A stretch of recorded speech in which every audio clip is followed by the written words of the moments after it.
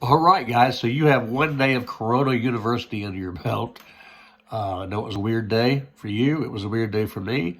But stay encouraged. It won't last forever. We'll be back in the classroom before you know it. Um, hey, just enjoy it. It's a break in routine. It's something different. You got a little bit more flexibility too. So some positives. So try to enjoy it. My number one piece of advice for you is stay disciplined.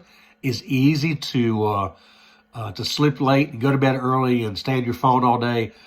Make sure you realize you are still in school, even though school is being done a little differently. Make sure you're checking for my assignments every morning at 7 a.m. Every one of them is going to have a deadline of midnight. And once midnight comes and goes, if you haven't done the assignment, it becomes zero. And these are real grades. They are going into RenWeb, and this class needs to be treated just as if we were meeting in class. So anyways, having said that, I want to go over yesterday's assignment really quickly. Most of the times these recap videos will only be about 5 minutes long. This one might be just a little over because of all this extra stuff I needed to talk about. But let's talk a little bit about Shays Rebellion. If you watched History with Hughes, he's pretty cool, isn't he? Tries to be. Nails it most of the time, I think. Then he told you quite a bit about Shays Rebellion. We've talked a little bit about Shays Rebellion. I want to reiterate a point. It is a turning point. Shays Rebellion is a turning point. Turning point is when history turns on a dime. It takes a big change because of something that happened.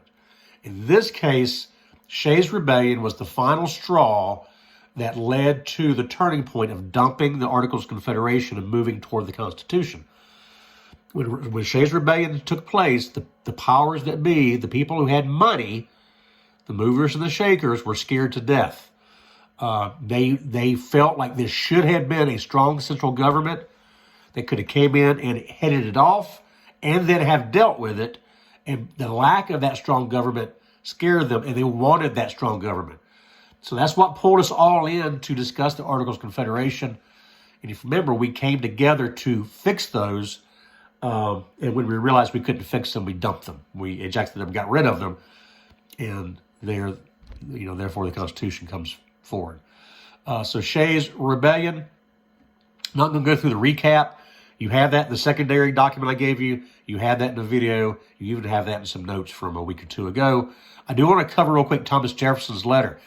This came from Paris. He was the American ambassador there. He had found himself in a little scandal here, which we may talk about another time. So we gave him a post out of the people's eyes to keep him away from the public for a little bit before he could come back and eventually become third president of the United States. But at this time, he was the ambassador. And so here's what he said in the letter, just a few things. He said, the British have so long hired their newspapers to repeat every form of lies about our being in anarchy that the world has at length believed them. In other words, he's calling, you know what? He says this is fake news. That although this is just a small rebellion, the fact is European newspapers, the English newspapers at least, are reporting that we're just in total anarchy over here. I just find that interesting. He then turns around and says, what country can preserve its liberties if their rulers are not warned from time to time that their people preserve the spirit of resistance? In other words, he's saying we got to keep our leaders a little honest. They need to worry about this type thing. This makes sure that they always stay aware to what the people need and want. Probably the most famous line from the letter, he says, the tree of liberty must be refreshed from time to time with the blood of patriots and with tyrants. He goes on to say, it is natural manure. Listen, if we want this tree of liberty to grow, it has to be fertilized. Fertilizer stinks. Fertilizer is not pleasant, but it is necessary, and it is going to prompt growth.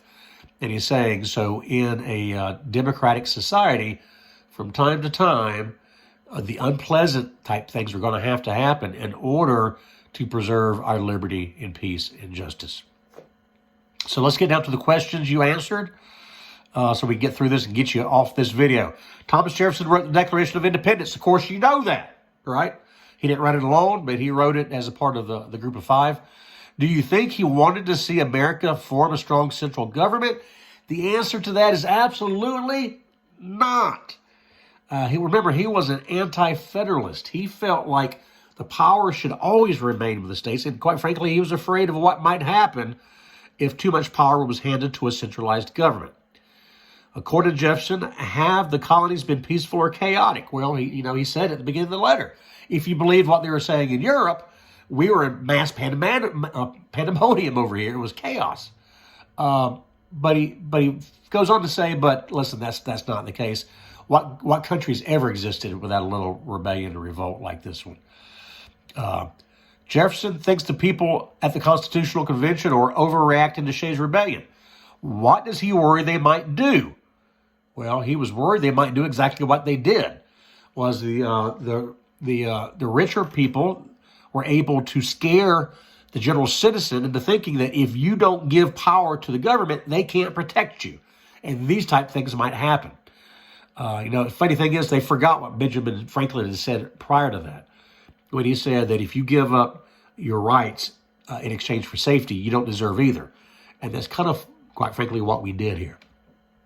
So remember, not a lot of people, not everybody at least, was in favor of the Constitutional Convention or of the Constitution.